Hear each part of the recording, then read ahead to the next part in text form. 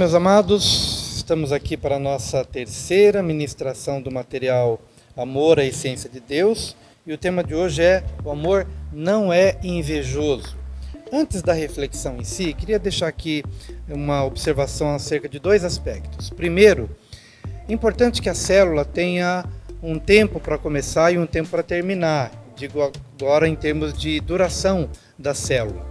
Que isto aconteça no máximo em 1 hora.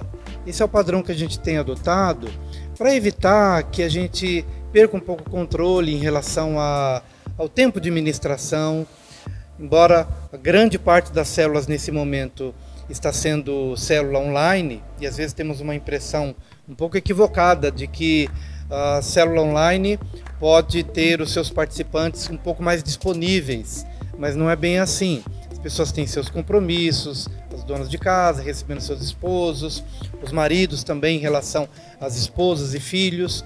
E é importante então que a gente mantenha um padrão de ordem, que a gente tenha um horário para começar e que a gente tenha um horário para terminar, e que a célula no máximo seja em 1 hora.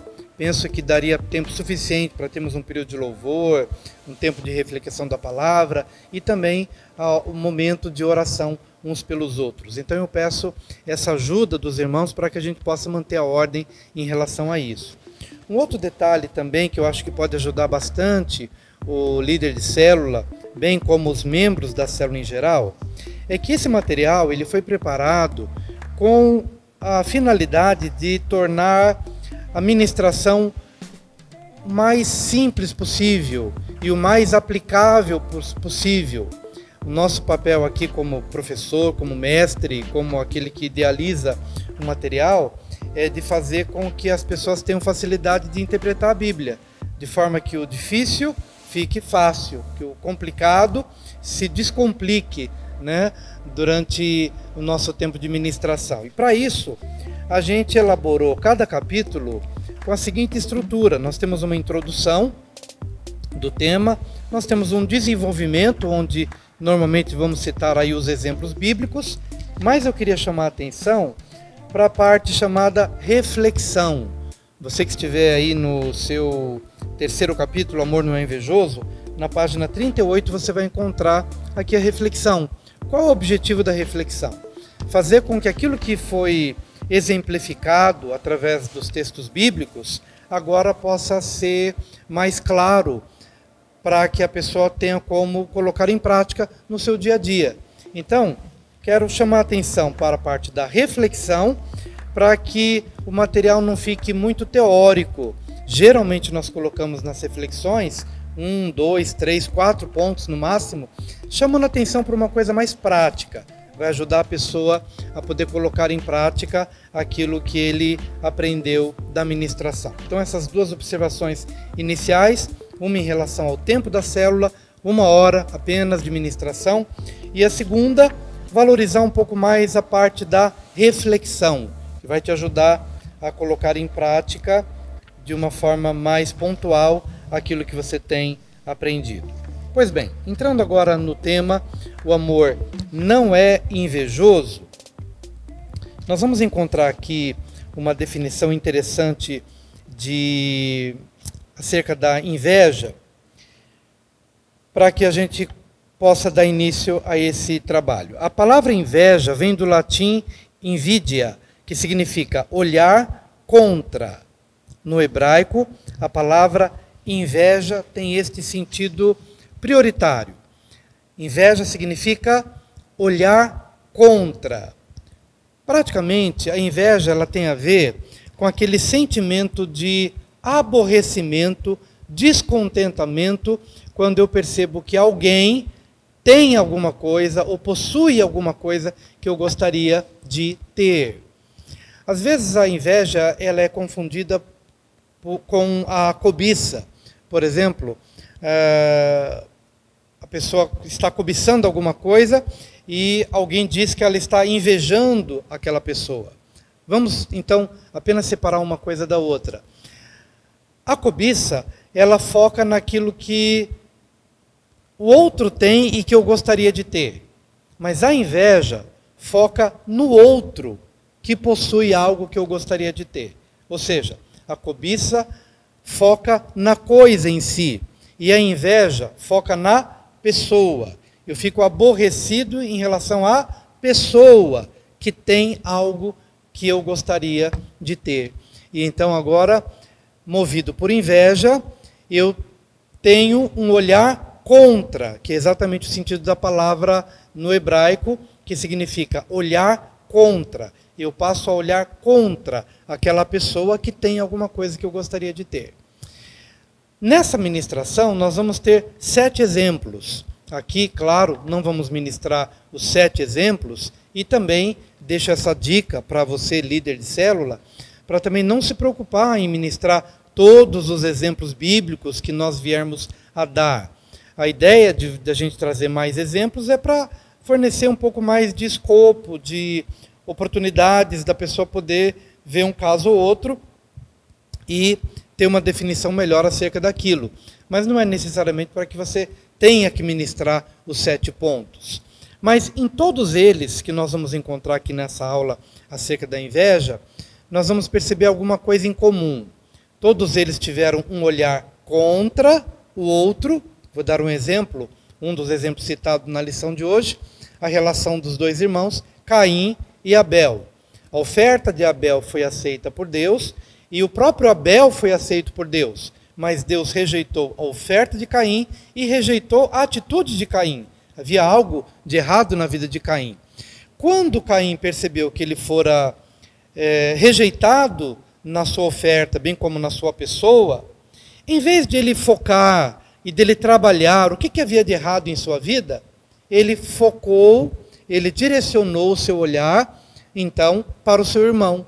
Ele fez com que o seu olhar se voltasse contra o irmão. Ele possuiu inveja do irmão. E algo que há em comum nessas experiências de inveja é que todos eles olharam contra o outro e, na grande maioria dos casos, eles se deixaram levar por um profundo desejo de morte, ou do homicídio, de matar o outro, ou até mesmo de morrer por não conseguir conviver com aquela realidade do sucesso do outro. Então vamos citar aqui o exemplo de Caim, que não só sentiu o desejo de matar o irmão, porque ele sentiu inveja do irmão e ele olhou contra o irmão, que é o sentido da palavra no hebraico, mas ele literalmente matou o irmão. Em outros casos, que também são exemplos da aula de hoje, no caso de Raquel e Lia, que eram irmãs, ambas esposas de Jacó, mas havia uma situação. Lia conseguia engravidar, ter filhos de uma forma saudável, mas Raquel era estéril. E houve um determinado momento em que Raquel pôs o marido na parede e disse: dá-me filhos, senão eu morro. Ou seja, o texto bíblico deixa claro, você vai ver na lição de hoje, que ela sentiu inveja da irmã, porque ela conseguia engravidar, a irmã conseguia engravidar, e Raquel não conseguia. E este sentimento foi crescendo dentro dela, a ponto dela desejar a morte. Então veja que há alguma coisa em comum aqui. Nos exemplos citados, ou nos exemplos lidos, todos eles tiveram um olhar contra o outro, e, na grande maioria dos casos, eles sentiram um desejo de morte, ou de matar o outro, ou de morrer. Nós vamos ver uma outra experiência, que é talvez a experiência na qual eu mais focaria, caso você perceba que não seria conveniente citar todos os exemplos, e você quiser citar alguns exemplos mais importantes do que outros, eu aconselharia que você ficasse com o exemplo de Saul e Davi. Saul era o rei de Israel, Davi era um jovem soldado, ajudante de Saul, e houve um determinado momento que Saul deu uma oportunidade para que Davi fosse travar alguma batalha. Quando Davi voltou, as mulheres entoaram um cântico, 10 milhares a Davi e milhares a Saul, como que representando o nível de êxito na batalha. Davi tinha uma conquista grandiosa, 10 milhares foram atribuídos a Davi e apenas milhares a Saul. Mas Saul era o rei. Então Saul, quando ouviu aquele cântico, a Bíblia diz que ele sentiu inveja de Davi, e a partir daquele momento ele procurou uma forma de matar a Davi. Veja que coisa interessante, né? Que são as peculiaridades ou são as similaridades dessas experiências que fazem com que todos eles olhem contra o outro, que a maioria deles deseje a morte, ou a morte do outro, a quem se inveja, ou a própria morte, no caso de Raquel, que quis morrer por não conseguir conviver com a realidade de que ela não conseguia ter filhos, enquanto a sua irmã tinha. Mas quando eu chamo a atenção para Saul e Davi, as mulheres atribuíram um êxito maior a Davi do que em relação a Saul. A partir daquele momento, Saul passou a ter inveja de Davi. A partir daquele momento, Saul quis matar a Davi. Mas há uma passagem interessante que diz que no dia seguinte ao cântico das mulheres, Saul foi visitado por um espírito maligno. Aqui o texto bíblico diz que foi um espírito maligno da parte do Senhor, porque era algo cultural acreditar-se que tudo acontece por permissão divina. Não que Deus quisesse que Saul fosse atormentado por algum demônio, mas porque era comum saber que mesmo um demônio vindo para agir contra Saul, aquilo era por permissão divina. Agora, deixando esse detalhe de lado, apenas quero dizer que a inveja, bem como todo pecado, ela abre um espaço, ela abre um campo para uma atuação maligna, para uma atuação diabólica. E é importante que a gente se atente para esse detalhe, porque às vezes achamos que o pecado não tem consequência. Mas uma das consequências é abrir janelas, ou abrir portas para o mal, que possam trazer como consequência disso opressão, angústia, tormento e determinadas situações das quais poderíamos estar livres se tivéssemos tão somente um coração perdoador, um coração amoroso, um coração bondoso. O contrário disso, um coração cheio de raiva, de ira, de inveja, de ciúmes ou de cobiça, abre portas para a ação espiritual da maldade. Terminando essa lição de hoje, no finalzinho dela, compartilho sobre algo prático que você pode fazer quando identifica na sua vida algum sentimento de inveja em relação a alguém. O que fazer?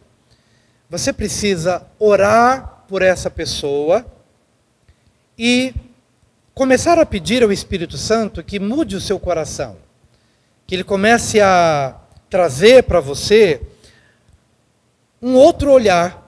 Se a inveja tem o sentido de olhar contra, que você possa pedir ao Senhor: Deus, que a partir de hoje eu comece a fazer um exercício na tua presença para olhar a favor, porque o amor não é invejoso.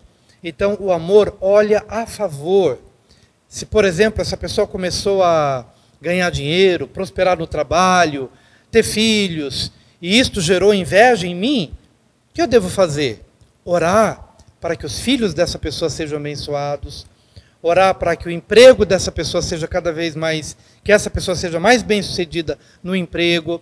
Ou seja, aquilo que provocou inveja em mim só vai morrer na medida em que eu der o devido antídoto, que é o amor. Então eu vou desejar o bem dessa pessoa, especialmente nas áreas em que eu me senti tocado pelo pecado da inveja. Então, ore, coloque isso diante de Deus, e eu tenho plena convicção de que essa lição deixará de ser apenas uma coisa teórica para ser algo prático na sua vida, para você poder colocar isso em prática e vencer e se libertar da inveja, porque o amor não é invejoso. Que Deus te abençoe, que a tua célula seja maravilhosa e nos vemos na próxima semana, em nome de Jesus.